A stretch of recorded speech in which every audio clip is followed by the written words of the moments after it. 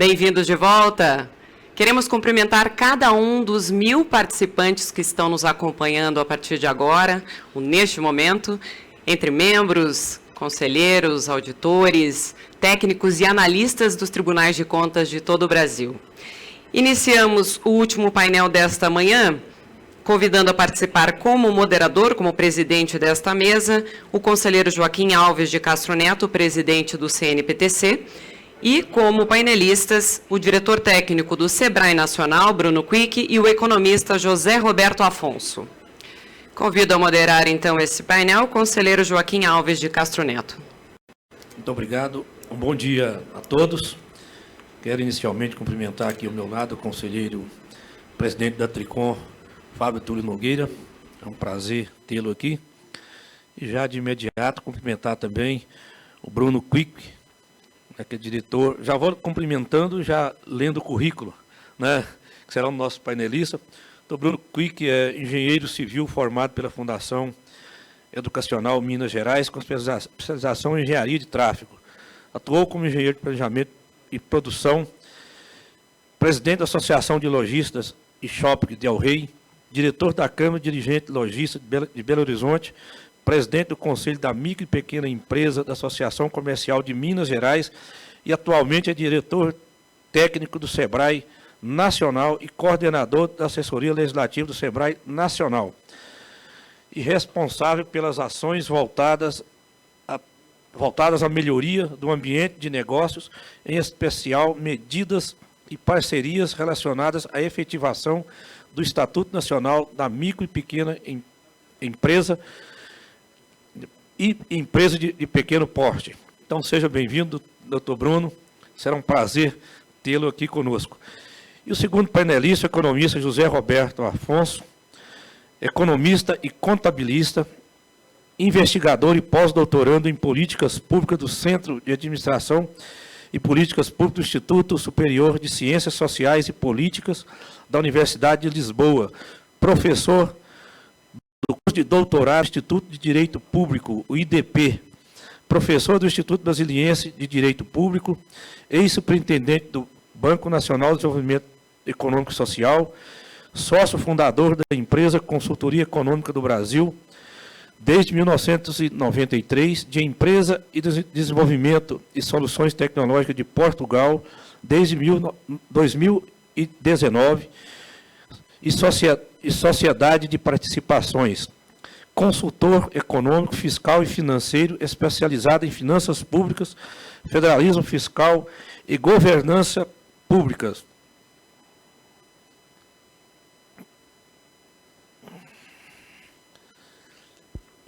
Inclusive em projetos para entidades governamentais e organismos multilaterais.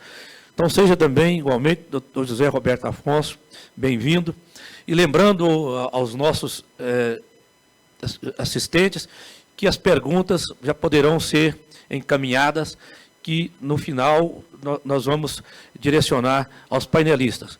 Então, tenham todo um bom evento. Eu não sei aqui se o doutor Bruno que vai iniciar. Doutor Bruno, então, com a palavra, doutor Bruno, para que inicie a sua palestra. Presidente Joaquim, nosso moderador, estamos virando para boa tarde agora, nesse exato minuto. Então, boa tarde a todos. Agradecer aí a oportunidade, cumprimentar o querido presidente Fábio, tão destacado essa característica agregadora, a pessoa capaz de mobilizar tantas pessoas em torno de um objetivo e fazer com que todos trabalhem com confiança e alegria. Então, presidente Fábio, em nome da Tricom, saudamos a todos os parceiros, demais presidentes presentes. Gostaria de comentar a todos os servidores, auditores dos tribunais de contas e dizer que o sentido da nossa participação agora aqui é basicamente reforçar o que a gente vem trazendo já há algum tempo. Temos a honra de ser parceiros há alguns anos da Tricom, Instituto Rui Barbosa, tem que comentar também o Ivan Bonilha. Qual é o sentido disso? Eu acho que tem duas questões que a gente precisa responder sempre no que a gente faz. Se é relevante e se faz sentido. E nesse caso é extremamente relevante, faz todo sentido, sobretudo nesse momento que nós atravessamos. Nós temos uma pressão do tempo muito grande, nós estamos em home office, eu acho que daqui a pouquinho o cheiro da cozinha aí, enfim, o almoço saindo vai exercer uma pressão muito grande sobre o nosso público, né, Zé Roberto? Zé Roberto está lá em Portugal, já está com bacalhau no forno, já perguntei a ele, enfim. Então, vou ser muito breve, trouxe uma apresentação. A apresentação pretende muito mais ser um material que possa ficar para os participantes e servir como roteiro de fala do que uma coisa professoral. Professor aqui é o nosso professor Zé Roberto, eu vou deixar com ele essa capacidade aí, que não é o meu caso. Pois bem, queria dizer que nós temos uma parceria muito, muito exitosa com os tribunais, e o cotidiano, que essa parceria, ela se inicia no nível dos dirigentes, dos conselheiros. Agora, quem leva isso a cabo no dia a dia são os auditores, são os servidores, né, que verificam as contas, que orientam os supervisionados. E essa ação cotidiana de todos vocês, permitam dizer assim, ela tem impulsionado uma nova agenda do Brasil, uma agenda que está gerando prosperidade, está gerando e distribuindo riqueza através do empreendedorismo, das micro e pequenas empresas, e hoje, com muita força, essa figura nova chamada microempreendedor individual. Todos nós estamos vendo aqui essa coisa da pandemia, eu trocava mensagem com o Zé Roberto agora, essa é uma das vantagens da tecnologia, a segunda onda está batendo forte em Portugal, nós estamos um pouco atrás nesse processo, então isso nos serve de sinal, acredito que nós seremos ajuizados o suficiente para redobrar os cuidados aí dos protocolos, e com isso o Brasil enfrentará de melhor forma, com menos impactos negativos sobre a saúde pública, mas também sobre a atividade econômica. Eu vou então entrar na apresentação e vou só explorar alguns aspectos, vamos sobrevoar muito rapidamente. Então, a ideia agora é dizer, são dois tópicos. Primeiro, uma questão conjuntural, mas muito crítica, é como retomar a atividade econômica nesse cenário que nós estamos vivendo exatamente agora. E outra, um papel que é estrutural, que é o papel dos tribunais de contas, que ele é sempre presente. Vou tentar mostrar rapidamente isso. Por favor, então, pedir ao Rafael que está me apoiando. Rafael, por gentileza, vou ser muito rápido. Então, 2020 é o ano da resiliência. Acho que todos nós somos capazes de voltar no tempo, e se nós, naquele momento, soubéssemos que em novembro, final do ano, nós estaríamos sofrendo restrições de convivência, talvez nós tivéssemos entrado em pânico naquele momento. O que nós fizemos até hoje foram aí as palavras da abertura. Os próprios tribunais se reinventaram, as instituições se reinventaram, e o Brasil, com as restrições impostas pela pandemia, apesar disso, está rodando. Próxima, por favor. Então, uma coisa muito importante é a gente entender esse momento dentro de um processo. Então, basicamente, esses degraus são de apresentação. A gente trabalha um pouco com a McKinsey, a gente acompanha os trabalhos da McKinsey, e eles trazem coisa de responder à pandemia, retomar e reimaginar. Na linguagem interna do SEBRAE, na nossa estratégia, nós encaramos esse momento como um momento de primeiro sobreviver, depois retomar e depois superar. Eu queria me prender aí a palavra, nós estamos no momento da retomada, ainda zelosos, essas camadas são cumulativas, nós não podemos baixar a guarda na fase anterior, mas queria lembrar que o sentido da palavra superação é que se nós pagarmos o preço que nós estamos pagando, todos nós cidadãos brasileiros, aliás, do mundo inteiro, se nós pagarmos esse preço para sair do mesmo jeito, não terá valido a pena esse enfrentamento. Então, nós temos a obrigação de sair melhores, renovados, com muita inovação, como falou o presidente Fábio na abertura do evento. Próxima, por favor. A questão dos pequenos negócios é muito dramática. Os pequenos negócios estão concentrados, em sua maioria, no setor de comércio e serviços. E não preciso explicar o que aconteceu com esse universo de 13 milhões de empresas, que ocupam 22 milhões de trabalhadores, que participam de 59% do PIB e que tem uma massa salarial de 612 bilhões no nosso país. O que aconteceu com esse setor composto de segmentos de alimentação, artesanato, economia criativa, enfim, setor de beleza, empregam milhões e milhões de brasileiros, precisamente 22 milhões, só nesses 14 setores mais fortemente impactados. Rafael, por favor. Bem, isso é o que aconteceu do ponto de vista da receita bruta, da média. Tem setores que foram mais impactados. Então, nós tivemos uma queda brutal na receita dos negócios, volto a dizer, na média. Tem negócios que tiveram receita zero, tem negócios que estão com receita zero até hoje, o setor de grandes eventos. Então, toda a barriga, todo esse plano, ou esta área debaixo da linha, isso é o quanto as empresas deixaram de ter de receita ao longo desse período. Nesse caso, a nossa pesquisa cobre até outubro. As empresas já não vinham com muita folga. Então, imagina o baque que tem nas empresas. Próximo, por favor. E aí, nós desagregamos por setores. Então, essa crise, ela impacta diferentemente os setores. Então, nós temos setores extremamente afetados. Muitos deles não voltaram até hoje à atividade. Próximo, por favor. E aí, o comportamento desses negócios ao longo do tempo. Então, nós temos setores que, pelas características da convivência social, da essencialidade e da sensibilidade à disponibilidade de renda, estão reagindo mais rápido. Outros setores que são muito empregadores, sobretudo em cidades, em territórios de turismo, de economia criativa, ainda estão muito impactados. Próximo, por gentileza. E aí nós vemos qual é um dos remédios para enfrentar isso.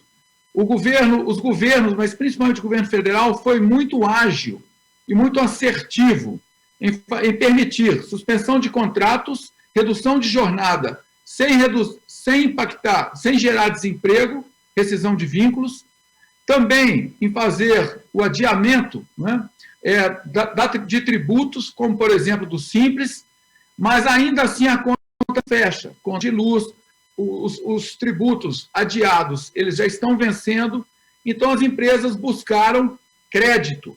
E o crédito no Brasil ainda é um grande problema. Eu vou antecipar, metade das empresas buscou crédito, o gráfico da esquerda.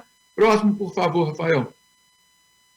No entanto, 1/3 apenas dessas empresas conseguiu crédito agora em outubro. Então, nós temos 15%, 1/3 de 50%, nós temos 15% das empresas do Brasil conseguiram acessar crédito, nesse quadro apresentado. Próximo. Bem, com isso nós temos um quadro de que prevalece, ou quase metade dos negócios está em situação de aflição, parte das empresas se sentem aliviados, alguns conformados, que vêm inclusive ganhos. É o que eu disse, nós vamos sair melhor da pandemia, renovados e inovados. Existe um grupo que vê ganhos, são os conformados, e, por incrível que pareça, nós temos empresários que estão animados, entendem que o que não nos mata nos fortalece, estão investindo pesadamente em inovação. Próximo, por favor. Bem, então, já dito, nós conseguimos atender uma necessidade de crédito. De acordo com esse trabalho da Fundação Getúlio Vargas, nós já temos um espaço de 200 bilhões de reais em necessidade de crédito para a pequena empresa no Brasil, para fazer frente a esse vazio de receita bruta e aos custos. Próxima, por favor. Serei bastante expresso. Então, nós temos aí cerca de 3 milhões de empresas ainda que não acessaram o capital de giro. Temos um passivo acumulado da ordem de 106 bilhões de reais nos pequenos negócios. 40% já estão com dívidas em atraso, portanto, sujeitos a entrar em Serasa, serem negativados. E a pesquisa nossa, 64% dos pequenos negócios tiveram dificuldades em realizar pagamentos de rotina. Nas grandes empresas, esse nível de dificuldade é a metade, da ordem de 36%. Próximo, por favor. E ainda, o grande impacto nisso. E aí podemos perguntar, mas esse é um problema dos empresários, mas o mundo não funciona assim, a sociedade não funciona assim, a economia não funciona assim. O problema de um é o problema de todos, e a pandemia veio para mostrar isso. Esse é um jogo que tem que jogar junto, nós vamos superar juntos. Então, apesar do Brasil voltar a gerar saldo positivo de empregos, nós temos hoje um número de desempregados maior, porque as pessoas voltaram a procurar trabalho, seja porque têm expectativas de encontrá-lo, seja porque necessitam, não tem outra alternativa. Próximo, por gentileza. E muito importante dizer, além dos 14 milhões de desempregados, ainda temos 25 milhões, podemos chamar de desalentados, que não estão procurando trabalho. E aí um fenômeno muito importante na nossa agenda com os tribunais. Esse gráfico da esquerda, vou só comentá-lo rapidamente, em azul nós temos o ritmo da geração de carteiras assinadas. Em laranja, nós temos o ritmo de geração de contas próprias. Os donos de negócio que estão encontrando no empreendedorismo sua oportunidade de obter renda. E nós vemos crescer de forma expressiva no país. Pessoas que não encontram emprego ou que desejam buscar renda, ocupação em renda, sendo dono do seu próprio negócio. Então, a gente vê uma perda de ritmo na carteira assinada e um ganho no empreendedorismo. Isso não é culpa do empreendedorismo. São mudanças no mercado e restrições no mercado de trabalho. Então, essas pessoas, felizmente, têm hoje condição de buscar essa alternativa. Próximo, por gentileza. E aí nós vemos um grande problema que surge no país. Além da questão de geração de emprego, nós temos que ter bons postos de trabalho. Para isso, nós temos que ter boas empresas, empresas produtivas, competitivas. E a produtividade do Brasil é muito deficiente, comparativamente aos Estados Unidos, em vários países, inclusive ao Chile e Portugal.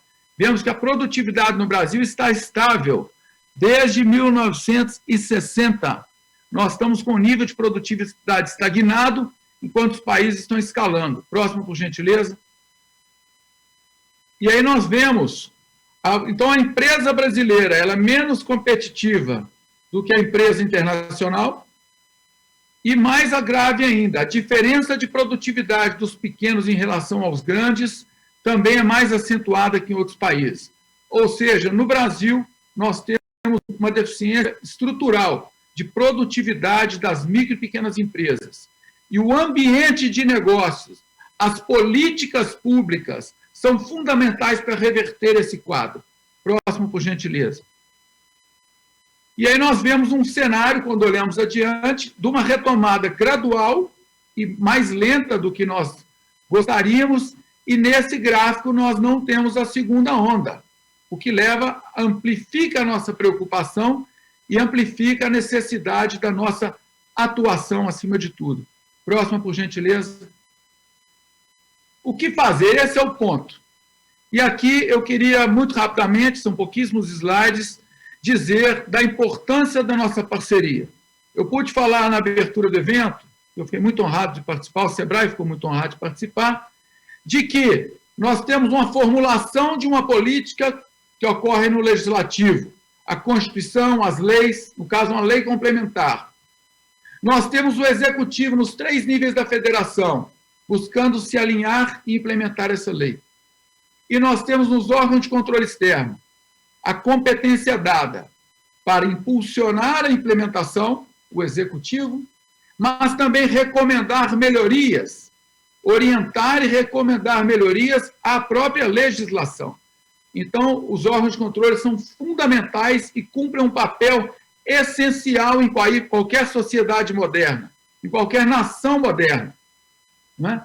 E porque exatamente a gente faz o ciclo da melhoria contínua, não é, que é uma coisa presente em tudo que dá certo e funciona bem de forma continuada, seja público ou privado. Próximo, por favor. E aí queria comentar que nós temos algumas agendas. Tradicionalmente, nós trabalhamos a questão dos contratos e licitações, o uso do poder de compra, as compras locais, como foi até apresentado no filme. Mas eu diria que hoje a necessidade que se impõe é de uma atuação sistêmica. E aí é um trabalho gradual em que nós acreditamos que quando nós falamos em Tribunal de Contas, as contas fecham bem, quando as receitas também vão bem. Qualidade do gasto e qualidade nas receitas. E para que nós possamos ter um tecido empresarial contribuintes, gerando riqueza, distribuindo riquezas e pagando tributos, nós vamos de mais e melhores empresas. Então, na rubrica da receita de qualidade, nós temos uma crença de que os tribunais também são nossos parceiros essenciais. Então, na desburocratização, na melhoria do ambiente de negócio de forma geral, na inovação e no desenvolvimento. É porque no desenvolvimento é que vem a prosperidade e todos nós ganhamos, todos ganham. Próximo, por favor. Só de compras governamentais. Esse é o nosso caso de sucesso com os tribunais. O Brasil movimenta cerca de 600 bilhões por ano em aquisições públicas, aproximadamente 15% do PIB. Próximo, por gentileza. Olha a potência dos tribunais de contas. Quando nós começamos a nos aproximar dos tribunais, queria fazer menção aqui ao trabalho dos antecessores do Fábio e do Ivan, do Sebastião e do próprio Valdeci Pascoal. Nós tínhamos 860 municípios que implementavam essa lei. Nós hoje já identificamos, isso num levantamento interno do SEBRAE, seguramente tem mais. Nós estamos com 3.200 municípios. Nós multiplicamos por 4 vezes a efetividade dessa política pública nos municípios brasileiros. Isso gerou milhões de impostos, aliás, milhões de postos de trabalho, aqueceu a economia, incrementou as receitas próprias dos municípios, melhorou as contas dos municípios, dos estados e, com certeza, do próprio governo federal. Próximo, por favor. E aí nós temos um conjunto de coisas que acontecem, um conjunto de políticas públicas. E nós, então, estamos buscando mais do Tribunal de Contas. Esse é um ônus de quem é competente. Este é um ônus de quem é efetivo. Sempre lhe será buscado mais ajuda. E é o que nós estamos fazendo com os tribunais de contas, de novo. Trazer os tribunais de contas, para além de contratos e licitações, para algumas agendas da eficiência da administração pública que fomentam o desenvolvimento econômico. Próxima, por gentileza. Não terei tempo de explorar. Um dos aspectos, nós organizamos todo um portfólio de serviço aos municípios, que já estamos praticando em quase 1.000 municípios brasileiros, que ele trabalha 10 eixos, desde a gestão municipal, para preparar o município para o desenvolvimento, como interlocução com as lideranças locais, para nós falarmos em governança, em participação, em controle social, desburocratização, sala do empreendedor, levando conhecimento, as compras governamentais, nosso caso de sucesso, com os tribunais, o empreendedorismo na escola, para termos uma geração com atitude mais proativa, inclusão produtiva, sobretudo dos beneficiários das políticas sociais para inclusão produtiva, a questão do marketing territorial, o cooperativismo e a inovação e sustentabilidade. Rapidamente, são 100 soluções organizadas em portfólios que já são testadas e aprovadas por municípios em todo o Brasil. E aí, nossa ideia é ter os tribunais conosco em toda esta agenda, em alguma medida, obviamente, com os eixos mais que os outros. Próximo, por favor, caminhando para o encerramento. A questão da desburocratização, que libera a formalização, que melhora a questão, inclusive, da arrecadação e dos controles, e tira espaço de corrupção. Próxima, por favor. E a questão de nós termos estratégia no Brasil. O Brasil é um mosaico de riquezas e realidades. Não existe modelo de desenvolvimento centralizado que rode bem no Brasil. Nós temos que construir, aí, presidente Joaquim, é dos municípios, é no município que a realidade encontra a normalidade, as leis. Então, agrupar municípios por vocações territoriais e ter essas vocações no seu agregado como estratégia de desenvolvimento do Brasil. Isso é possível de fazer, temos uma ferramenta, dentre outras, que existem para fazer isso, e precisamos e queremos muito apoio dos tribunais. Próximo, por favor, encerrando. E o prefeito é empreendedor, porque a gente precisa, sim, apontar melhorias, eventualmente fazer críticas, mas o Brasil precisa de reconhecer mais boas práticas, de celebrar mais as conquistas, porque é isso que nos anima a todos no caminho das coisas certas, bem feitas. Então, nós queremos, sim, estar junto também com os tribunais na realização do Prêmio Sebrae Prefeito Empreendedor em todo o país, premiando as 10 categorias que estão no Cidade Empreendedora. Próxima, por favor. E aí, o nosso filme para 4 anos. Trabalhar em todo o Brasil uma geração de prefeitos. O futuro está aqui. O pós-pandemia está aqui.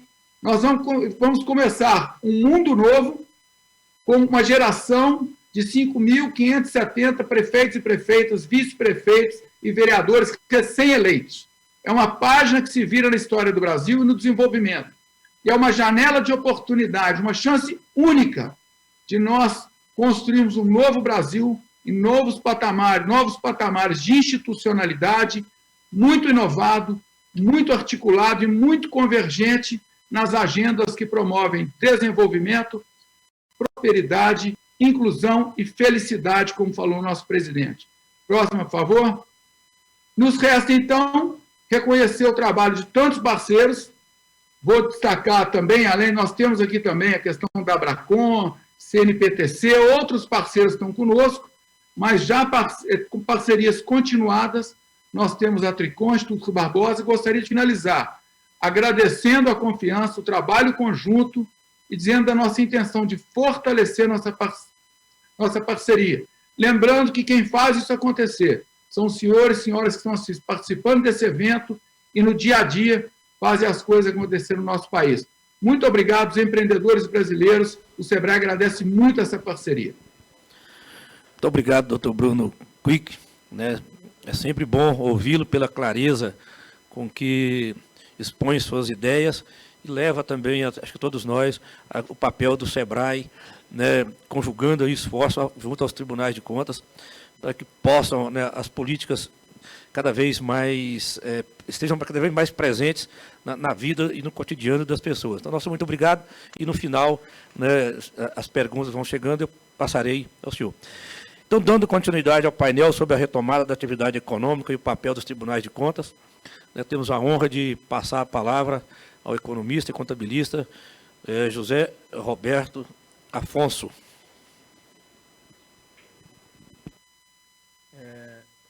Boa tarde a todos. Antes de mais nada, agradecer o convite. É uma honra poder voltar a participar em eventos da Tricom, do Instituto Rui Barbosa.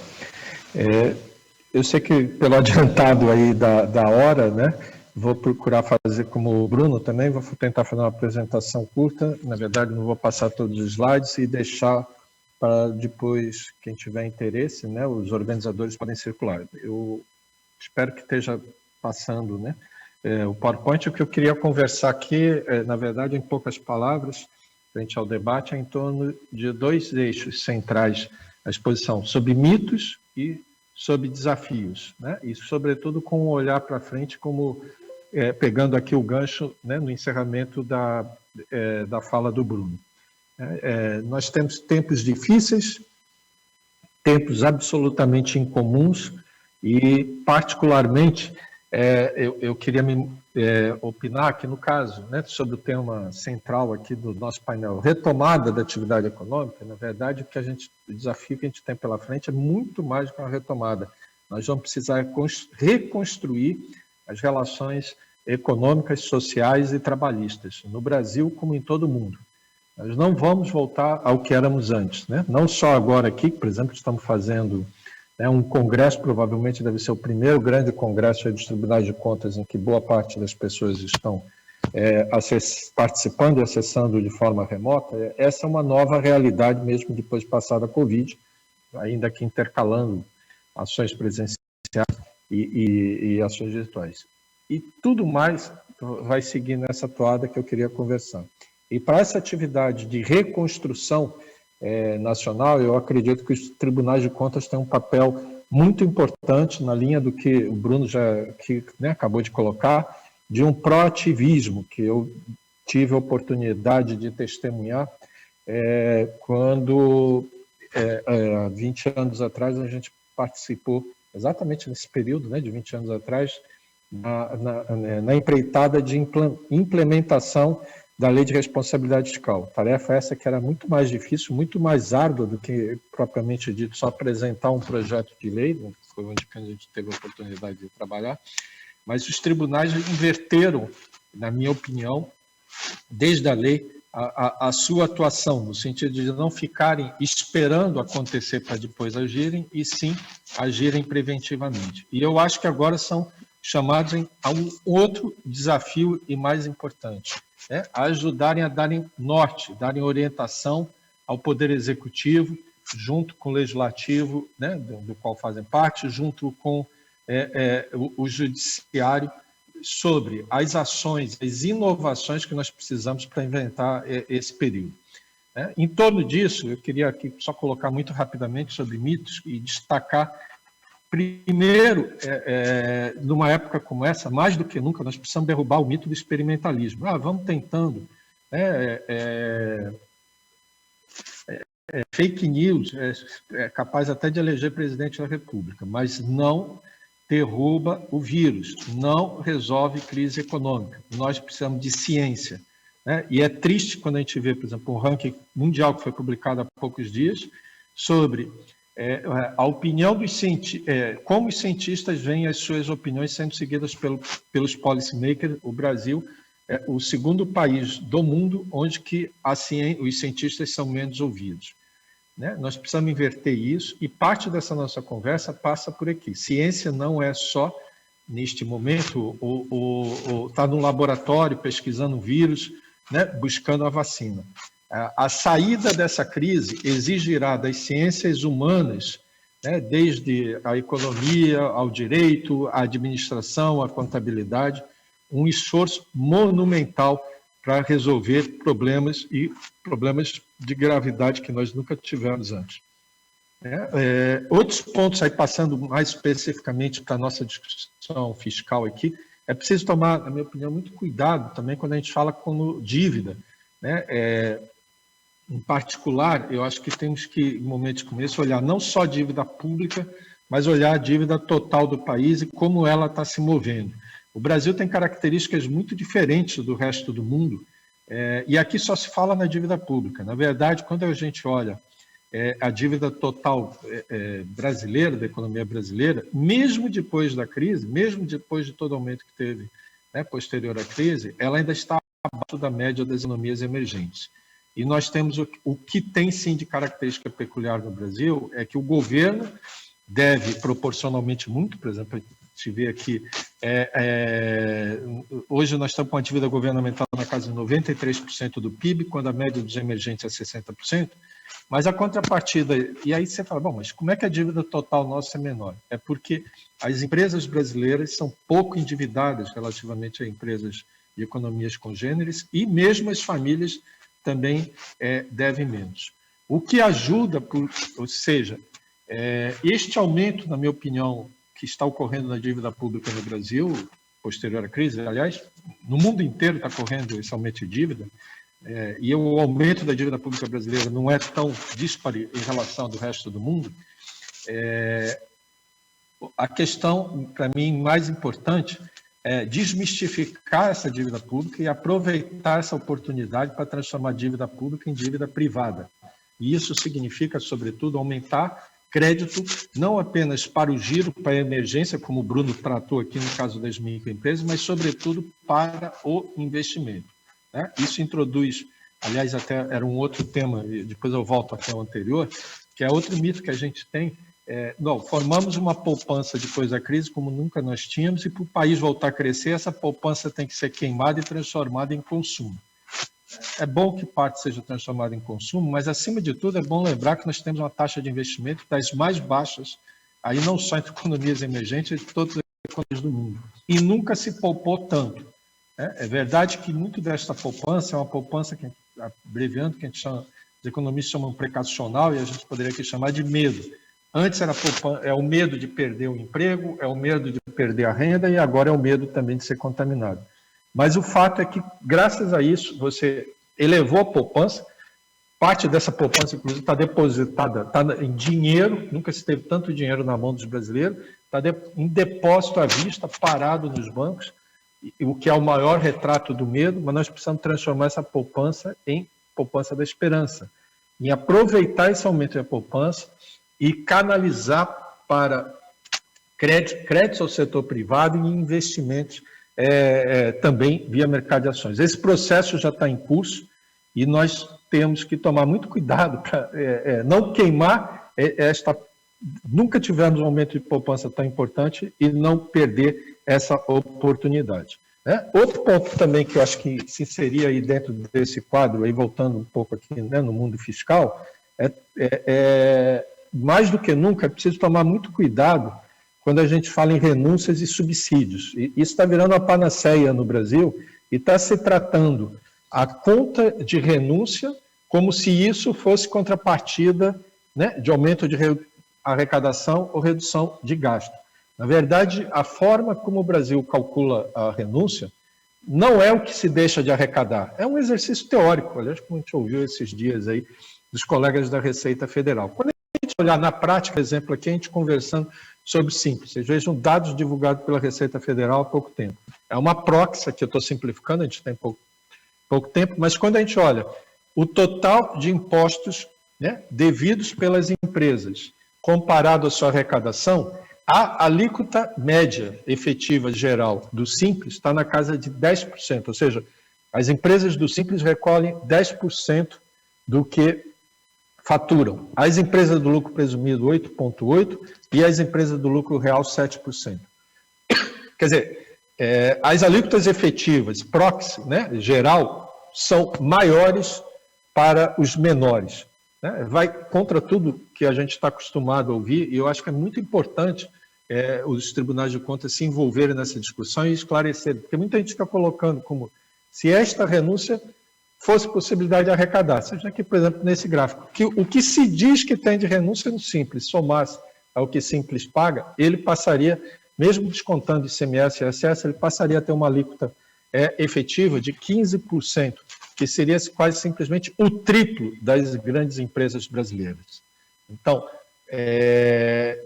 este cenário todo, por isso que eu queria bater muito na tecla, a gente precisa voltar a ter ciência, voltar a olhar evidências, olhar com muito cuidado, né, as teorias em diferentes campos nossos, aí, sobretudo da área fiscal, para encontrar o rumo ao futuro. Porque temos desafios muito grandes. Né? Os desafios da reconstrução, né, de um novo normal, eu destaquei aqui pelo menos 4, e que constituem oportunidades importantes para o Brasil.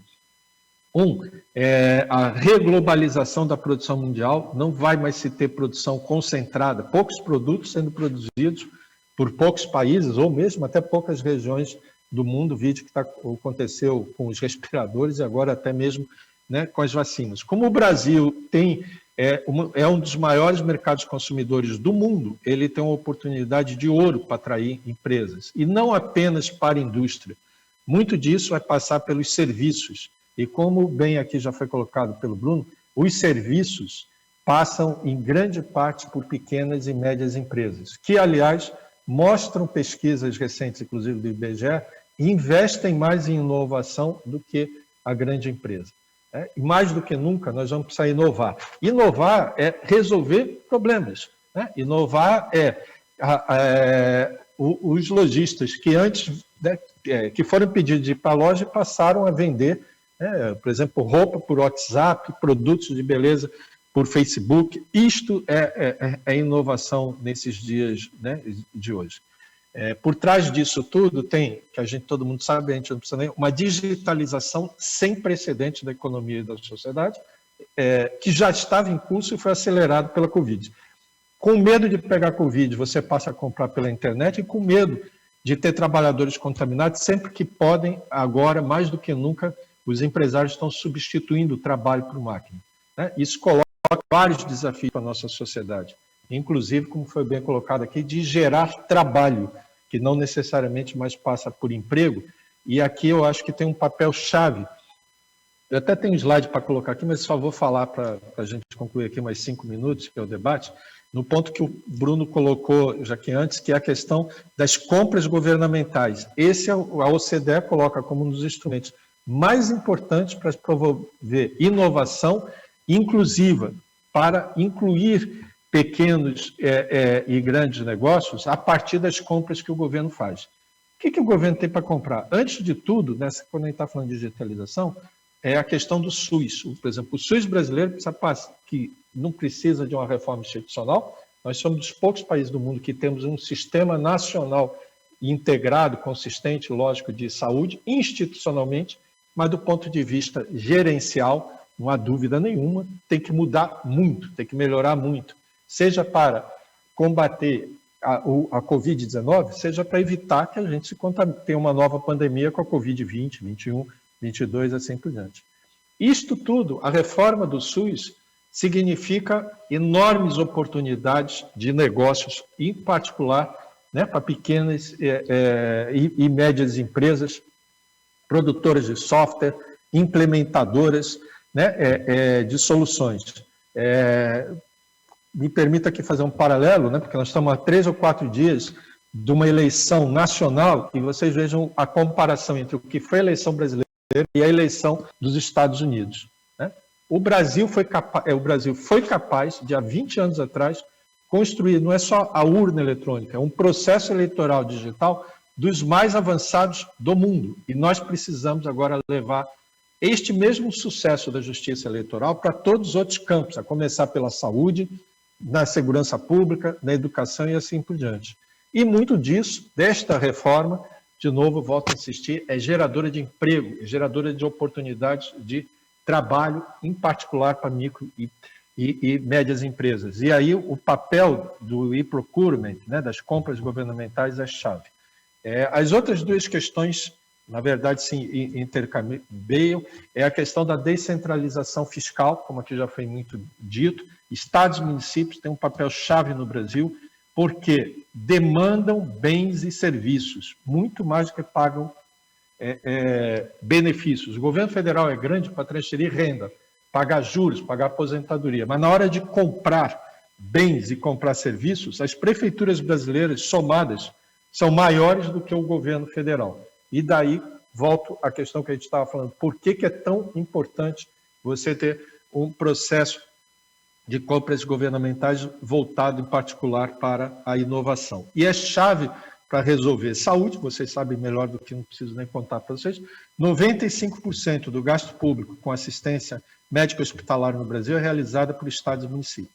Nós não vamos superar a pandemia da saúde sem termos uma federação forte, com estados e municípios saudáveis fiscal e financeiramente. Óbvio que, por último, encerrando, como já foi colocado aqui, a gente precisa reconstruir a nossa rede de proteção social. Na verdade, o mundo inteiro tinha um sistema de proteção que estava baseado na figura do emprego e salário, e agora você vai ter trabalho, que não necessariamente emprego, e várias outras formas de rendimento. No lugar do seguro-desemprego, nós precisamos criar um seguro desse trabalho para atender boa parte desses empreendedores. Empreendedores esses que também precisam ser qualificados. Aqui tem vários slides que eu pulo, só comento aqui rapidamente. Por último, queria dizer que acho que era uma boa oportunidade a gente repetir o trabalho que foi feito na Lei de Responsabilidade Fiscal e criar uma Lei de Responsabilidade Social. Venho conversando muito, em particular, com o ministro Gilmar Mendes, em torno desse assunto. E aqui os tribunais de contas, acho que têm um papel chave também do proativismo, e aí colando com a nossa discussão de rede de proteção social, que seria cobrar dos gestores, sobretudo estaduais, municipais, além do federal, mas os que estão na mão na massa, estão no terreno, à frente das ações sociais, metas do que eles pretendem fazer, quais são os recursos que eles têm e qual foi o resultado das suas ações. Só isso, com isso a gente pode ter responsabilidade social. Parte, inclusive, dessas propostas, aproveitar aqui e fazer um comentário, fazem parte de um livro que a gente está lançando pelo IDP nos próximos dias, chamado Governança 4.0 para a Covid no Brasil. Quer dizer, olhar para frente, como tudo que a gente aqui conversou hoje, tem vários aspectos, trata do orçamento de guerra, das ações, as ações extraordinárias dos fiscos. Volto e quero aqui concluir. Temos que usar a ciência para desmistificar e enfrentar e equacionar os nossos desafios. O Brasil tem vários casos bem-sucedidos, inclusive na área governamental, na área empresarial, e precisamos expandir. Agora, isso é com muito trabalho e, insisto muito, com muito profissionalismo. Mais do que nunca, quando a gente trata disso tudo, acho que os tribunais de contas têm um papel-chave. Não de ficar parados esperando chegar as contas e olhar se 2 mais 2 são 4, mas, sobretudo, para motivarem e cobrarem, né, tanto dos gestores públicos como até mesmo também dos parlamentares, uma ação proativa para a gente reconstruir a economia e a sociedade brasileira. Muito obrigado, fico à disposição aqui para o debate. Peço aí desculpas, né, de falar muito rápido, mas acho que o mais importante é poder ainda ter um tempinho aqui para conversar. Muito obrigado, doutor José Roberto Afonso. É sempre um prazer ouvi-lo, principalmente nesse momento que nós estamos todos vivendo, de bastante incerteza, mas nesse momento agora, muito mais propriedade nós precisamos, muito dos economistas, né, doutor Bruno, para que nos dê aí caminho e que possamos seguir em frente. Bom, aqui chegaram aqui algumas perguntas. Primeiro vou direcionar ao doutor Bruno Quick, que aqui é uma pergunta do Roberto de Carvalho Coutinho, e por coincidência do TCM de Goiás. Qual é o enfoque do SEBRAE para o controle social? É a pergunta que você está fazendo. Eu vou fazer já segundos, vieram duas para o senhor. Eu vou fazer já em seguida também. A outra, ele acho que pode ser respondida por ambos.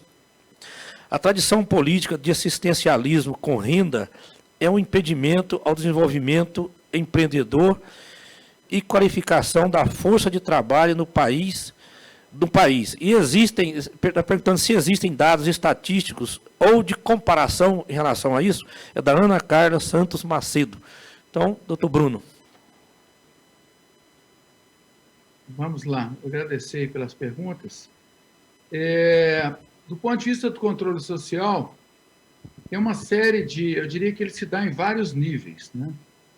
Uma das formas de controlar é participar da formulação.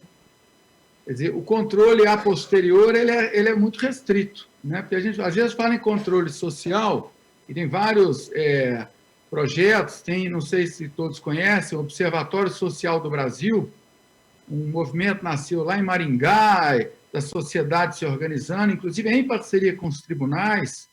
Os contadores são muito ativos, através dos conselhos, delegacias locais, Conselho Federal, conselhos regionais, mas inclusive eles atuavam muito na questão das compras públicas, acessoriamente aos órgãos de controle. Mas é um controle do que já aconteceu ou aquilo que já foi encaminhado. Então, eu diria que a melhor forma, ou um bom controle deve se originar numa gestão participativa, inclusive da coisa pública. Então, por exemplo, nas duas iniciativas que foram trazidas aqui, a mostra como um instrumental de trabalhar com os municípios, o líder, essencialmente, é a identificação de liderança dos 3 setores, público, privado e terceiro setor.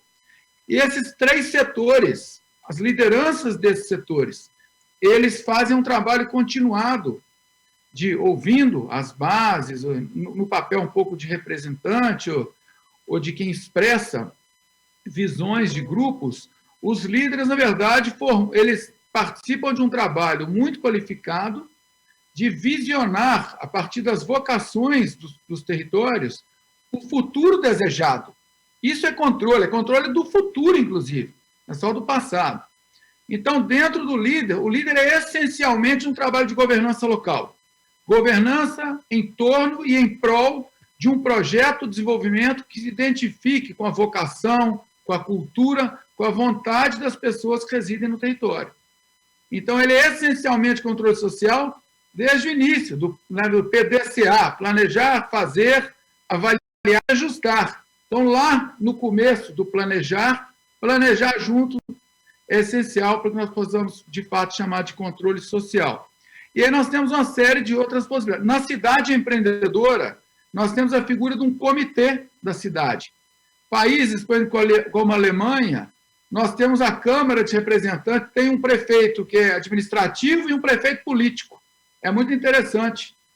E o conselho da cidade é que orienta o plano da cidade. E ambos os gestores têm, por atribuição, fazer aquele plano virar realidade, como diz o Roberto Afonso, da melhor forma possível. Então, eu queria dizer que o melhor instrumento de controle é a participação. Então, nessas duas ferramentas que nós apresentamos, nós temos, então, esse instrumento da governança. E falo desse movimento do Observatório Social do Brasil, que é muito interessante, os tribunais são parceiros em estados e municípios. Quanto à pergunta da Ana, do assistencialismo, é uma verdade. Mas o ciclo do assistencialismo, no nosso entendimento, se assenta numa falta de perspectiva, na percepção do cidadão em que ele é impotente. E ele, então, se entrega o seu próprio destino a terceiros, ao Estado, no caso. Né? E o que nós viemos trabalhando hoje, um dos itens, que são 5 pré-requisitos naquele Cidade Empreendedora, tem que ter no mínimo 5 para começar. Um deles é educação empreendedora na escola. O empreendedorismo, para nós, não restringe a abrir empresa. Empreendedorismo é atitude diante da vida. E nós estamos trabalhando com o MEC, com o CONSED, com o DIME, são secretários estaduais de educação, com fundação, com o Canal Futura, estamos trabalhando com o Instituto Ayrton Senna, um trabalho que a gente, na verdade, fala em empreendedorismo como projeto de vida. Então, desde a escola, o jovem, o cidadão jovem, cidadã jovem, se vê como um protagonista da sua própria história e da história da sua comunidade, da sua família, sua comunidade, do seu país. Então, desde de formar uma cultura que as pessoas acreditem que são capazes de realizar e ter um projeto para si próprio. Então, começa aí a quebrar o ciclo do assistencialismo. E, obviamente, o Estado, muitas vezes, cria barreiras para que as pessoas possam ser autônomas. A Lei do Empreendedor Individual é de 2008, tem 12 anos. Já tem 11 milhões de brasileiros que encontraram no empreendedorismo uma forma. E o número expressivo de pessoas do Bolsa Família já deixou esse programa assistencial e hoje ganha a vida, é autônomo e é um cidadão, se sente um cidadão realmente, né, de direitos, de deveres e direitos, através da sua formalização. Então, outro exemplo de política pública pode ser impulsionado. Encerro dizendo que há uma lei federal, mas um município, um estado, pode incrementar em muito a política de formalização. Os Centros de Assistência Social, os CRAS, nós temos 8.200 CRAS no Brasil, que são equipamentos voltados só à assistência social. Alguns municípios no Brasil abriram a janela de emancipação através do Sistema Nacional de Emprego, mas agora também através do empreendedorismo. Levar isso a uma condição de uma política nacional é algo que eu colocaria estar na mão dos tribunais de contas, e nós somos parceiros. Então, nós temos muitas formas de levar adiante. E mais bacana, nessa política do microempreendedor individual, impulsionada pelo CRAS, o empreendedorismo na escola, que pode ter lei municipal, lei estadual, e os tribunais são parceiros. Alguns municípios do Distrito Federal já têm as pequenas reparações nas escolas, para misturar os assuntos, mostrar a beleza e a riqueza disso. Muitas escolas no Brasil já estão contratando pequenos reparos dos pais das crianças que moram nas comunidades mais vulneráveis. Então, olha a riqueza e a beleza quando as políticas públicas, todas elas podem, e nós acreditamos que vocês, como parceiros, nos ajudarão o Brasil a impulsioná-las, e com isso quebrarão o ciclo do assistencialismo. Então, Ana, pouco tempo tem para conversar isso. Obrigado pela pergunta. Tá, muito obrigado. Doutor Zé Roberto, que chegou do Silvio José, ele faz um comentário aqui um pouco longo, mas eu vou tentar resumir. Ele fala que diante dessa crise do coronavírus, que pegou a todos de surpresa e que a economia mundial, de um modo geral, tem que se desdobrar muito para enfrentar tanto a crise sanitária quanto a crise econômica. E diz que no Brasil isso não foi diferente. Aqui o auxílio emergencial consumiu aí 320 bilhões de reais. E ele pergunta, diante desse cenário, que ele pergunta aqui é o seguinte: quais são as possíveis saídas para a retomada econômica do país? E quais os sinais recentes, como o crescimento da atividade industrial, dizem sobre isso? E em que medida a recuperação pode ser sustentada? E temos uma outra, essa aqui, e outra também do senhor Arédio Rezende de Souza, que quais ações mais positivas que os governos e a sociedade podem efetivar para a retomada e superação da crise com a prevenção sanitária?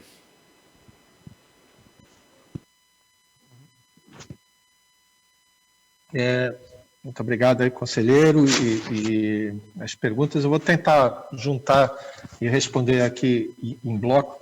Quer dizer, primeiro, saída da crise exige resolver a saúde, né? Essa aqui é uma pandemia da saúde. Pandemia não se termina por decreto, né? Não tem data marcada. E acho que já está claro, no mundo inteiro, não há contradição entre saúde e economia. Enquanto não se resolver de uma forma crível,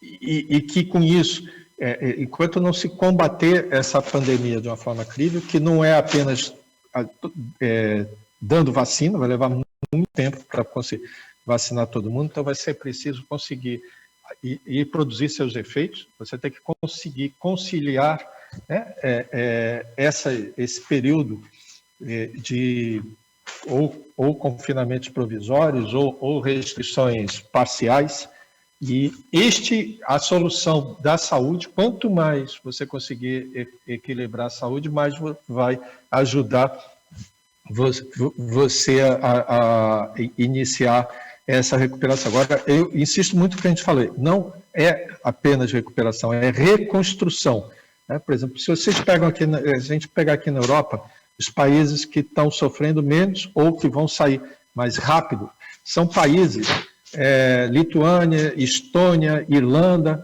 ou seja, o que eles têm em comum, além de serem países pequenos ou menores? São países que apostaram em serviços, apostaram em tecnologia, e com isso também tem mais possibilidade de terem teletrabalho, né? E eu acho, lógico, o Brasil é um país enorme, não dá para comparar com nenhum desses outros países, tem uma base agrícola, tem uma base industrial, mas é preciso ter uma política direcionada, em particular, para serviços, né? Não é só a indústria, aliás, a indústria de transformação sempre puxa a locomotiva, mas não pesa mais, não só na geração de emprego, quanto, né, em espalhar impulsos, comprar, né, na economia, quanto no setor de serviço. Se a gente pegar o setor de saúde, por incrível que pareça, juntar a saúde pública e a saúde privada, e acho que mais a educação, deve pesar no PIB brasileiro mais do que a indústria, só esses dois devem pesar no PIB brasileiro mais do que a indústria de transformação. Precisa-se ter ações muito proativas para eles. Aí cola com o que já foi perguntado antes, que Bruno colocou aqui, a questão das ações positivas passam por investir no empreendedorismo, passam por fortalecer o sistema S. Na verdade, é curioso que num momento como esse, que você precisa de qualificação, requalificação, né, seja dos jovens que vão entrar no mercado de trabalho, seja de quem está, mais do que nunca, eu preciso ter um sistema S, eu preciso do FAT, do Fundo de Amparo ao Trabalhador, forte. E a gente tem tido sinais políticos na contramão, né, deles. Essas são as ações positivas, inclusive para que boa parte dessa população, se for preciso, até receba algum suporte governamental emergencial, mas fazendo essa conversão. Por exemplo, tem um projeto no Congresso que eu acho muito interessante, foi inspirado até pelo meu amigo Everardo Maciel, onde que ele defende que uma empresa que contrate um trabalhador que estava recebendo auxílio emergencial, ela, vamos dizer assim, pague ao INSS, pague as contribuições previdenciárias com auxílio emergencial, como se tivesse uma isenção, né? E isso você diz, o Estado continua pagando, é gasto público, sim, mas é um gasto público muito diferente de ser só auxílio, porque você coloca a pessoa para trabalhar, você ajuda a pessoa a se qualificar.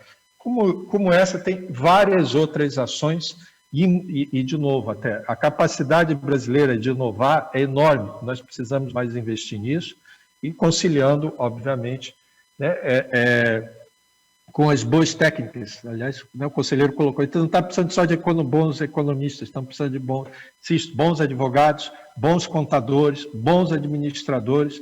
É a hora de se fazer a diferença, né, de se ouvir profissionais, né, de buscar evidências, de a gente ter, na medida do possível, máximo. Eu sei que nem tudo que se faz, né, esse é um desafio tremendo dos tribunais de contas, né, na área fiscal, né, como é que você traduz para o povo as contas públicas, as políticas públicas? Nós acho que temos conseguido fazer isso e agora a gente precisa fazer isso em todas as outras áreas, né, com profissionalismo e com transparência. Tá, muito obrigado, José Roberto. Bom, já são 13 horas, já quase 13 horas. Então, tem outras perguntas aqui, eu vou encaminhar para a organização, para que possam depois encaminhar aos senhores, para que sejam respondidas. Então, agradecê-los pela participação, foi um prazer, né, ouvi-los, e é sempre bom, principalmente nesse momento agora que nós estamos aqui com grandes desafios, né, inclusive e pensando a questão das consequências que essa pandemia traz na nossa vida. Antes de ontem, o ministro Zé Múcio, que foi acometido, contaminado pelo vírus, ele disse o seguinte: sair do vírus foi até tranquilo, agora, das consequências que ele deixou no organismo dele, que está sendo difícil. Eu acho que para nossas vidas também, independentemente de ser contaminado ou não, as consequências que o vírus vai deixar, ou deixa, serão aí imprevisíveis, né? Tanto na economia, na vida das pessoas. Então, isso é que nós temos que preparar. E os tribunais de contas terão também, né, diante de tudo isso, papel fundamental, né, para que nós possamos seguir em frente. Então, nosso muito obrigado e uma boa tarde. Passo aqui, transfiro para a mesa cerimonial para que faça aqui as considerações finais. Muito obrigado. Obrigada aos painelistas, Bruno Quick e José Roberto Afonso. Obrigada também ao conselheiro Joaquim, presidente do CNPTC. Bem, nós faremos agora um intervalo para o almoço e retornamos às 14 horas. Até lá.